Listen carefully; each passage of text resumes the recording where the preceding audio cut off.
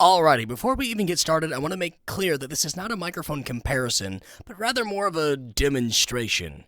Now, this video is going to be separated in two different parts. The first is going to be without processing. The second will be with processing, like EQ and compression and all that. Anyways, let's get started. So this is the Audio-Technica AT2010 handheld condenser microphone. This is the Audio-Technica AT2035 studio condenser microphone. Both microphones use the exact same capsule from the 20 series, but in different form factors. The 2035 is more of a studio setting, while the 2010 is meant for live performance. And I think that this is best reflected by these graphs here.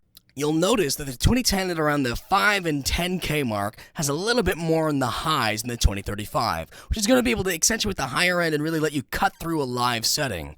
And alternatively, on the low end, it's also dipped a little bit around 100 and 70 and 80, all that, to reduce handling noise and stop some of those lower frequencies from feedbacking. You'll also notice that the polar pattern on the AT2010 is a little bit tighter than the 2035, and it's going to reject a lot more sound from the back side of the microphone than the 2035 does. Once again, this is to help with the feedback from having a monitor set up in front of you, which again goes intuitively to a live performance. Other than that, these microphones sound extremely identical, which is quite amazing if you're thinking about the fact that you have studio quality on the stage. That is an incredible thought to me. But let's go ahead and try singing through these things. Fly me to the moon, let me play among the stars. Let me see what spring is like on Jupiter and Mars. In other words, hold my hand.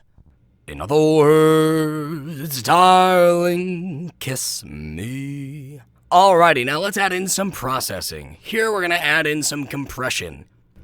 Now, the Audio-Technica AT2035 sounds amazing. It really fleshes out the sound. Now let's go ahead and add some EQ.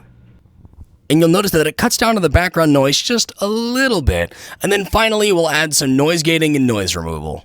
And instantaneously, it cleans up the sound a whole heck of a lot.